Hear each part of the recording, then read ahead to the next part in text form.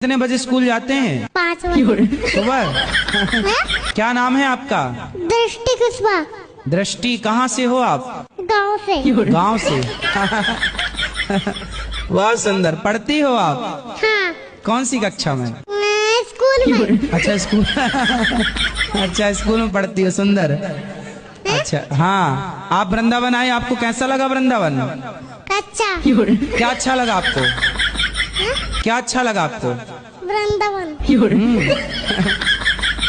कथा सुनते हो आप? कथा में क्या अच्छा लगा? आप अच्छे लगे।